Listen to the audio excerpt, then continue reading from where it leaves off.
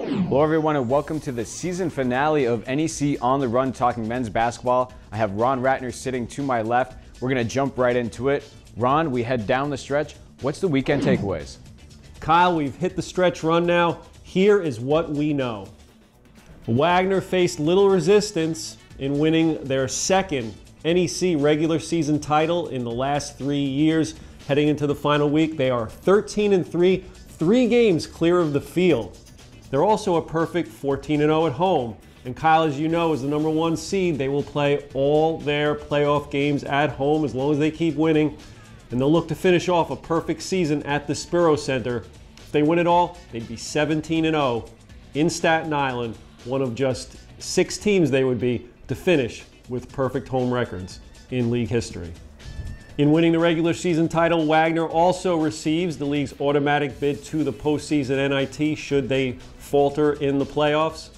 Wagner also has 20 wins on the year, the 8th time in school history, and second under Bashir Mason with 20 wins. And speaking of Bashir Mason, look at his resume over the 6 years he's coached. They have finished second, 7th, 1st, 3rd, and 1st in the NEC standings.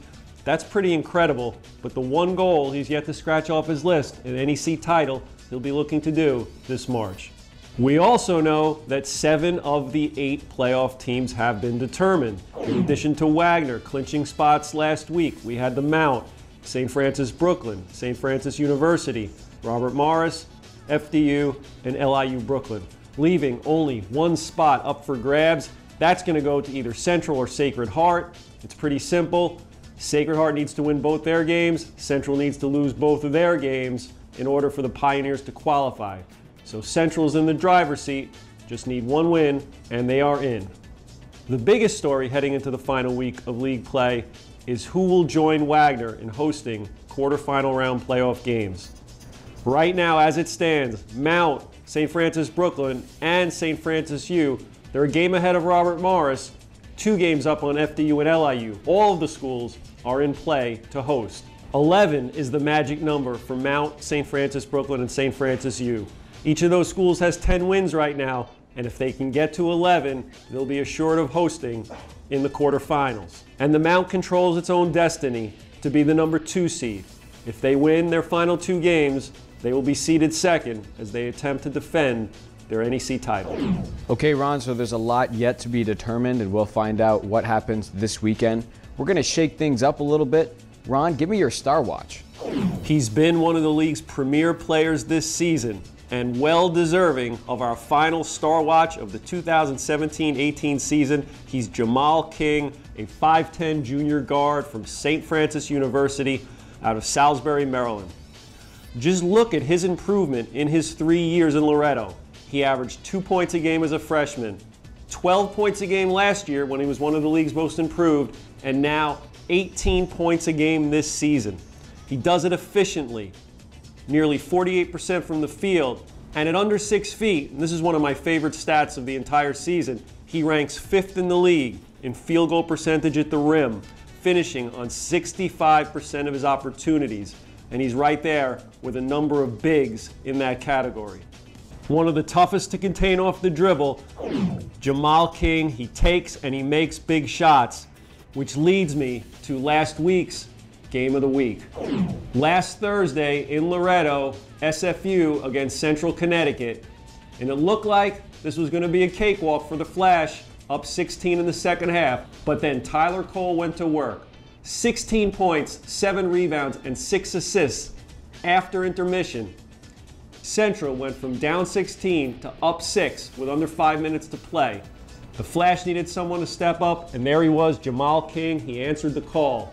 Look at some of these highlights down the stretch. First, he hits the free throw line jumper. Then this artistic layup. And then after Keith Braxton hit a pair of free throws, SFU was down 3 with the ball, and with the clock winding down, this happened. Covered by Cole. Flash need to go. 12 on the shot clock. Wolford with the basketball. Looking for somebody. King now picks it up. Shoots the 3. Gets it up and goes! Jamal King cashes in with the triple. We're even at 61. Here come the Blue Devils. It's to overtime. Hughley couldn't gather it in, and we're going to OT. That money shot sent it to OT, and St. Francis was able to salt the game away at the line for a big win that left them in a prime spot to serve as one of the 4 NEC tournament hosts. It's what we've come to expect from Jamal King, one of the NEC's best this season. All right, Ron, thanks for giving me your Star Watch, but now I want your under-the-radar guy. Our under-the-radar performer is one of the league's rising bigs, and he's really flown under the radar this year. It's Kosach, a 6'6" sophomore forward, plays for St. Francis Brooklyn. He's out of Belgrade, Serbia. I really like the versatility of Kosac's game. He gets out on the break, he can finish, he knows how to work the pick and roll, and he can put the ball on the floor. He'll even step back, he'll hit an occasional 3 as well. Terriers put out a lot of small lineups with their guard depth, and Kosach blends in perfectly. Last week, he averaged 13 points a game, and kind of quietly has moved up to 4th on the team in scoring with over 7 points per game off the bench. I think he has a chance to be a real good player for Glenn Breaker the next 2 years, and the Terriers, despite being picked 10th, could finish as high as 2nd place this season, and they're set up to be pretty good for the foreseeable future as well. Okay, Ron, we're going to break for a second and take the Twitter timeout. This is an easy one, Kyle. Kevin Connors, the current ESPN SportsCenter anchor, and many people may not know, but he was an NEC announcer back in the day, handling play-by-play and sideline duties for basketball games. He tweeted about Junior Robinson. And his tweet, one of the most exciting players in college hoops, is featured in this KC's Mid-Major Minute. Mount Athletics phenom Junior Robinson, a must-see star who could shine in March. Kevin Connors does a terrific job covering mid-major hoops and putting the spotlight on performers who deserve national attention. Junior Robinson fits the bill, and it was great to see Kevin recognize what makes him such a special talent in the NEC. Twitter timeout is over. Ron, now I want your plays of the week. This was a tough one, Kyle. Jamal King's three-pointer to send the Central game to overtime, that was big. But I'm going to go with JoJo Cooper's missed free throw against LIU Brooklyn. It was a great game in Staten Island on Saturday, and it came down to Cooper at the line, up 2 with 6 seconds left. He missed the free throw, but what a heady play. Tracking the ball, getting the rebound, getting fouled. Wagner was able to put it away at the line, and with that win, capture the NEC regular season championship. Kyle, if I can, I also want to give a shout out to Malik Harmon and this crossover dribble move reminiscent of Kyrie Irving he pulled off against Bryant on Saturday.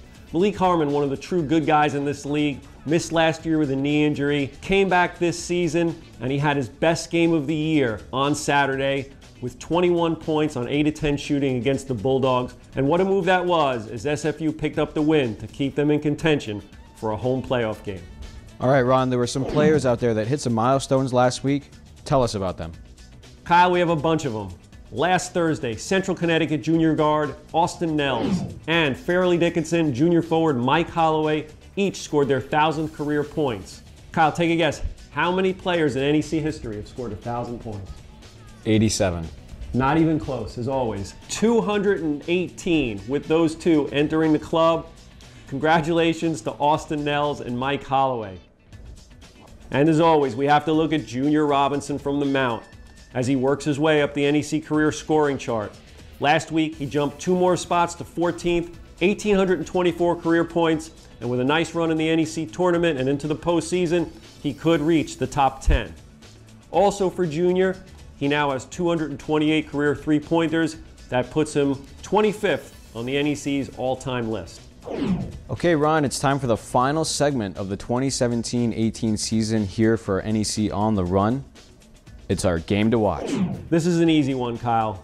You take the league's best rivalry, 2 teams separated by 1 mile. I've been to so many of these, and the intensity is always at another level. It's the Battle of Brooklyn, this Thursday at 8 p.m. on ESPN3. There are so many memorable finishes over the years in this battle. Let's look at a few of them. 2011, I remember this like it was yesterday, C.J. Garner going coast to coast and hitting a runner at the buzzer to give LIU the 82-80 victory. How about this one in 2010, a triple overtime game at LIU. St. Francis Brooklyn twice had to hit late three-pointers. one by Stefan Perunisic and one by Ricky Cadell to force the second and third overtimes, the Terriers would go on to win 88-84. The all-time best game of the series took place in 2003. Check out the final score in this one, 142-140. This game featured the great Antoine Doby of LIU finishing with an NEC single game record, 53 points, to go along with 15 assists. Doby carried the Blackbirds that day, and this 40-foot runner, as time expired, forced overtime. He had a chance for a potential game winner in the second overtime, but his 17-foot jumper went in and out with 5 seconds to play, and the Terriers escaped with the win. And what a game that was in the league's most heated rivalry. Looking forward to the Battle of Brooklyn this Thursday. And also we have, Kyle, our final CBS Sports Network Game of the Year. Also on Thursday at 7 p.m., Robert Morris visits Mount St. Mary's in a game with seeding implications, so it should be a good one down in Emmitsburg.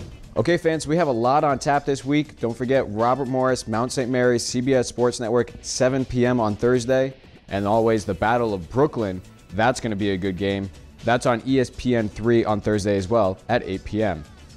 All other league games can be seen live and in HD on NECFrontRow.com.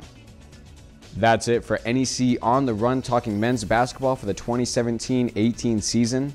For NEC Front Row, I'm Kyle Turner alongside Ron Ratner, and we'll see you next year.